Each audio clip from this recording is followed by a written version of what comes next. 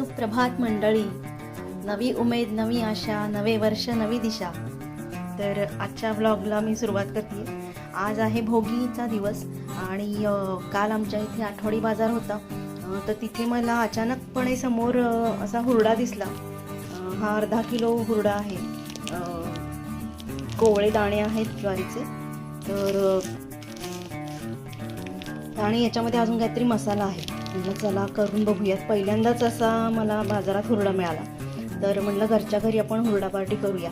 तर आज सकाळचा नाश्ता आहे हुरडा पार्टी. तर चला बघूया हुरडा पार्टी.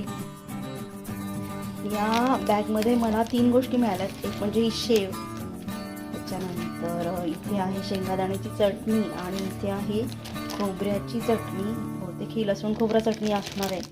आणि असा हा मस्त हुरडा आहे. किती छान ना. मला हे असं अचानक समोर दिसला आणि म्हणलं चला आता हा चान्स सोडायचा नाही. गोड लागतात दाणे. तर आता आपण हुरडा करायला सुरुवात करूया.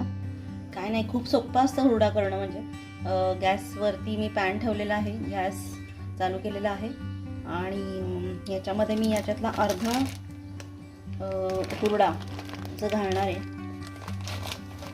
पॅन गरम झाल्यावर आणि अगदी 2 मिनिटासाठीच तो परतून घ्यायचा.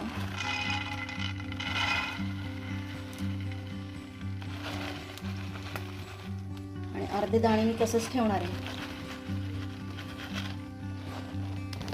कसा काय वाटतोय हा नाश्ता तुम्ही नक्की कमेंट करून सांगू शकता.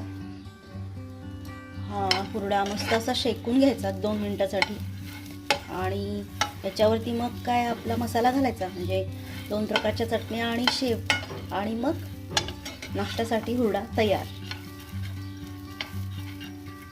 पायाला थोडंसं असं पाणी सुटल्यासारखं होत आहे. त्याच्यावरच हा हुरडा भाजला जातोय.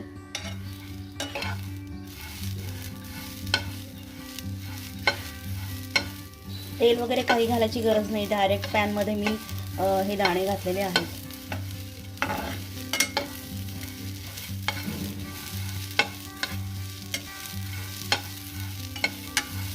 मस्तपैकी 2 मिनिटं भाजून घेऊ आणि गरमागरम या हुरड्यावरती शेव आणि 2 प्रकारच्या चटण्या ज्या त्यांनीच दिलेल्या आहेत त्या घालून आपण त्याचा फडशा पाडूया.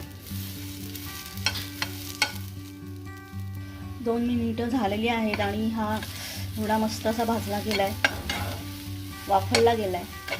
तर आता मी गॅस बंद करते आणि एका बाउलमध्ये मी हा हुरडा काढून घेते. मस्त वाफा निघत आहेत, बघू शकताय तुम्ही. मस्तपैकी 2 प्रकारच्या चटण्या आणि शेव घालून घेतलेली आहे मी. आणि आता हे पण छान असं मिक्स करूया.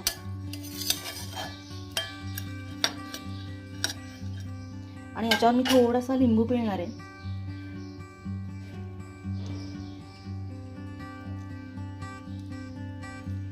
लिंबूने त्याची चव अजून जास्त मस्त येईल. आणि अशा प्रकारे आपला हा नाश्ता तयार आहे मंडळी. वा, हा आपला असा हुरडा तयार आहे. आणि आपली ब्रेकफास्ट प्लेट मी सजवलेली आहे. 1 2 3 झुक असा मस्त असा हुरडा. आणि इथे आहेत मोसंबी चिरून घेतलेली. तर ही ब्रेकफास्ट प्लेट आजची तुम्हाला कशी वाटली नक्की कळवा. आणि आता आम्ही मस्त स्वाद घेतोय. चला आता स्वाद घेऊया हुरड्याचा.